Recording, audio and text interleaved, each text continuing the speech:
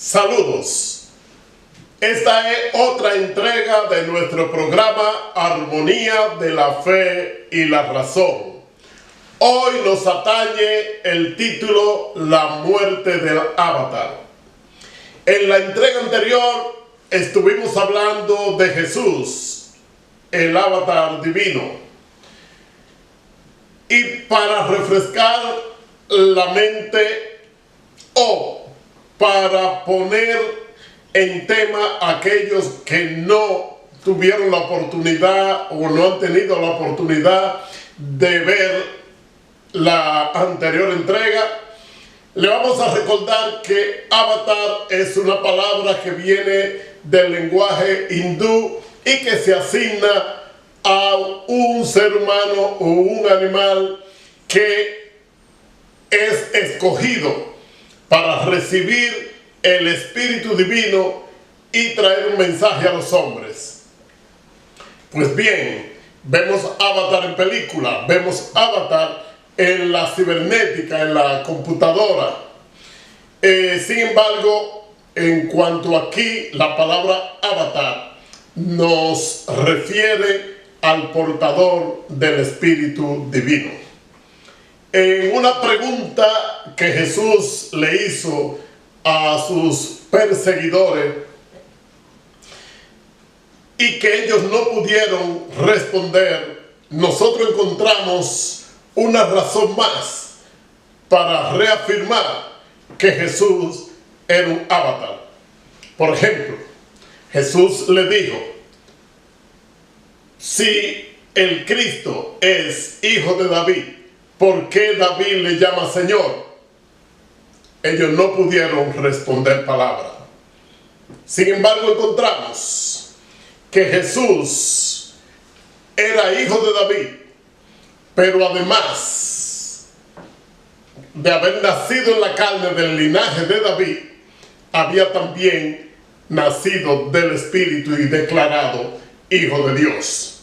Hijo de Dios que es en el principio manifestado por el elemento el agua, que es el intermedio de transmisión universal. Allí en el principio dice el Espíritu de Dios se movía sobre las aguas. Nos dice que las aguas llenaban el globo terráqueo y también llenaban los cielos.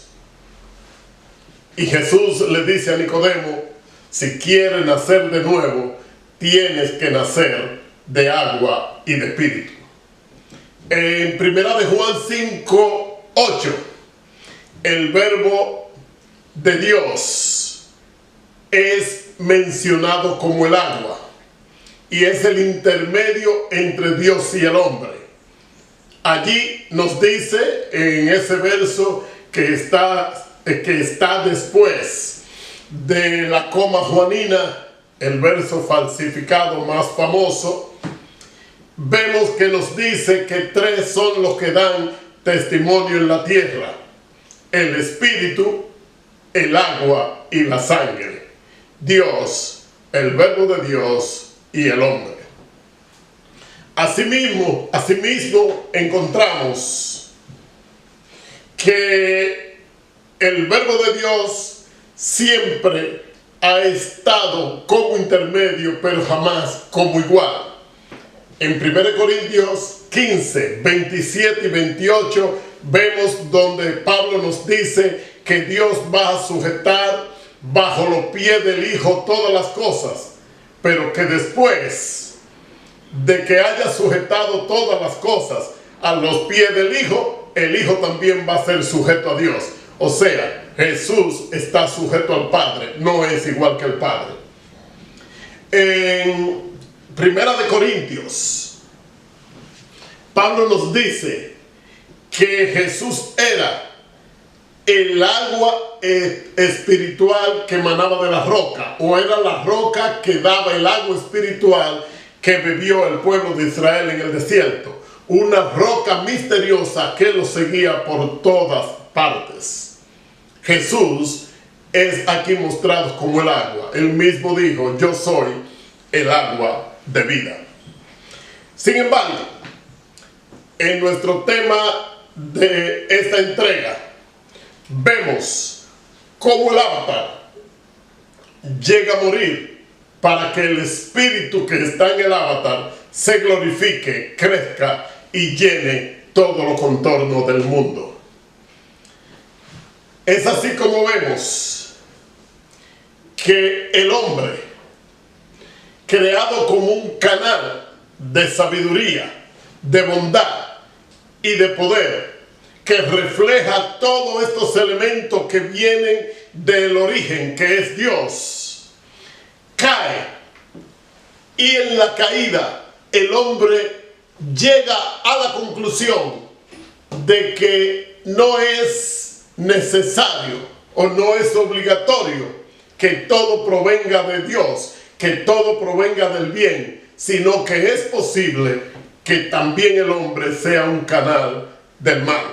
Ahí empieza la dualidad religiosa. Ya Dios no es uno con el hombre. Ahora el hombre tiene otro canal. Le sirve de canal a otra fuente, al mal.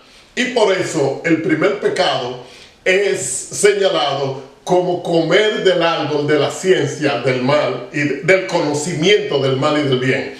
Primero es una ciencia, después es un conocimiento y es del bien y del mal. El hombre había conocido que el mal era posible. Jesús, que nace humano, según vemos en 1 de Juan 5:5 y en el 8, Juan allí nos dice que Jesús vino por agua y sangre, no solamente por agua, sino por agua y sangre, diciendo, era el verbo de Dios y a la vez era un hombre, que era de la descendencia de David,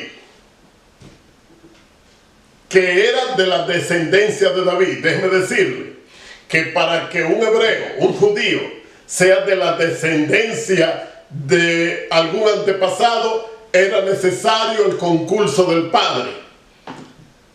Una sociedad machista como la judía, como la hebrea en los tiempos de David, en los tiempos de Moisés, no clasificaba a los hombres por la tribu de la madre, sino del padre. Una mujer podía casarse, siendo ella de Judá, podía casarse con un hombre de la tribu de Netalí, y los hijos iban a ser contados en la tribu de Netalí. Ahora bien, si Jesús es contado de la tribu de Judá, era porque su padre, José, era de la tribu de Judá. Ahora, algo importantísimo que podemos señalar de cómo este hombre, Jesús, muere para darle paso al verbo de Dios. Nos dice en Juan 14:18, el mismo Jesús, vendré a vosotros y el mundo no me verá. Jesús estaba hablando de venir al mundo espiritualmente. Jesús, que es el verdadero Espíritu de Dios. Más adelante vamos a ver la cita en una de las exposiciones de Pablo. Jesús, que es el Espíritu, nos dice Pablo, dijo que volvería al mundo y que el mundo no le vería, pero que sus seguidores le verían.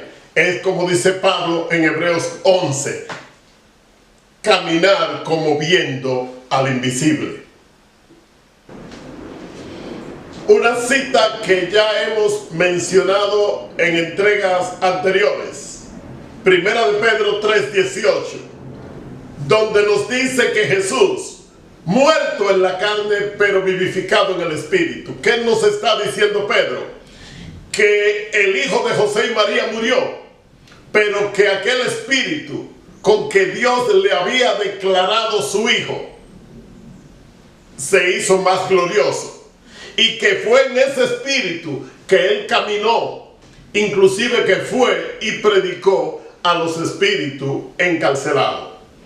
Eso no es nada extraño si nosotros verificamos lo que nos dice Pablo, lo que Pablo nos dice en 1 de Corintios 15:44.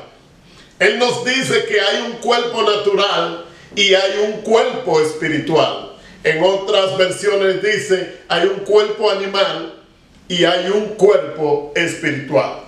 Para él mostrar esto en versos anteriores, en los contextos anteriores de este verso, él dice que existen diferentes clases de cuerpos. Cuerpo de peces, de aves, de animales, cuerpo de hombre, que no toda la carne son la misma carne, que también existe el cuerpo natural o animal y el cuerpo espiritual, y que se resucita con cuerpo espiritual, no con cuerpo animal. Muchas personas están esperando gozar en carne en una vida futura. Pero como le dije una vez, si usted quiere gozar de la carne, si usted quiere gozar de riqueza, si usted quiere gozar de pertenencia, sentirse dueño de una mujer o una mujer de un hombre, pues hágalo aquí, que en la otra vida se trata de una vida espiritual. Jesús dio muestra, luego de resucitar, de que tenía un cuerpo distinto al que había tenido hasta el día de su muerte. Por ejemplo, vemos en Juan 20, 15 y 16 que María Magdalena no lo reconoció a pesar de que él se le acercó y le habló. Los discípulos de Maús caminaron con él, se sentaron en la mesa con él y no le conocieron hasta que él les abrió los ojos. Fue necesario una intervención espiritual, un milagro de abrirle los ojos para que ellos le conocieran. Él traspasó los muros en el aposento alto 2 veces, donde los discípulos se encontraban reunidos por miedo a los judíos. Esto en Juan 20, 19 y 26. El Señor es espíritu. Aquí está la cita que le había prometido en 1 Corintios 3, 17. Primera de Corintios 3, 17. El Señor es el espíritu. Pablo es enfático. No nos está diciendo que Jesús es un espíritu, sino que es el Espíritu, definidamente el Espíritu. Cuando hablamos de Espíritu Santo, estamos hablando de Jesús. Y ya había dicho, yo volveré y el mundo no me verá, pero ustedes me verán. Había dicho también, es necesario que yo me vaya para que les envíe el Consolador. O sea, era necesario, estaba diciendo, que yo muera en la carne para vivir en el Espíritu, para ser el Espíritu que los guíe. El avatar murió, sin embargo, antes de expirar. Y ustedes dirán, ¿cómo es eso?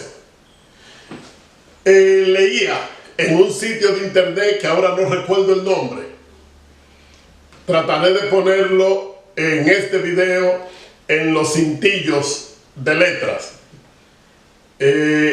Este sitio de internet nos dice que Jesús, antes de morir, ya había resucitado. ¿Cómo es eso? Bueno, primero, que Jesús resucitó en el espíritu que él debió tener desde los tiempos de la creación, pero que como hombre nacido de José y María no tenía, y Dios le otorgó. Él aprendió a vivir con este espíritu, y cuando se llega a vivir con el espíritu se va muriendo a la carne. Él le diría a sus discípulos en Juan 17, 11, ya yo no estoy en este mundo. O no a sus discípulos, le dijo al Padre en la oración, cuídalo a ellos que están en el mundo, pero ya yo no estoy en el mundo. Y Jesús estaba con ellos, hablando, orando. Sin embargo, usted puede comparar esto con Juan 9:5, donde Jesús dice, yo estoy en el mundo y soy la luz del mundo. O sea, él estuvo una vez en el mundo, pero ahora ya no estaba en el mundo. Ya él había partido, ya él estaba con el Padre. Ya él era uno con Dios por medio del crecimiento espiritual. Ya Jesús había muerto al pecado, como Pablo nos dice que nosotros podemos morir, y no solo podemos, debemos morir al pecado. Le hace esto en Romanos 6, 1 al 14. Cuando usted vive en Cristo, pues usted muere al pecado. Eso te refiere a la muerte de los deseos carnales antes de usted morir de forma natural. Así que Jesús ya vivía en el Espíritu antes de morir. Ya la muerte de Jesús era solo un requisito para él glorificarse. Por eso él tenía de una forma organizada, de una forma cronometrada, el día de su muerte. Sabía cuándo había llegado la hora. Mi hora ha llegado y voy a Jerusalén. No vaya, le dice Pedro, apártate, no se estorbo, Satanás. Judas, lo que vas a hacer, hazlo pronto. Mi reino no es de este mundo, yo no soy de este mundo, le dijo a Pilato. Jesús sabía que sus días en la tierra habían terminado porque sus días en gloria ya habían empezado. Viviendo como avatar es como nosotros llegamos a ser herederos del reino de Dios. Pablo nos dice que somos templo del Espíritu Santo y el Espíritu de Dios mora en nosotros.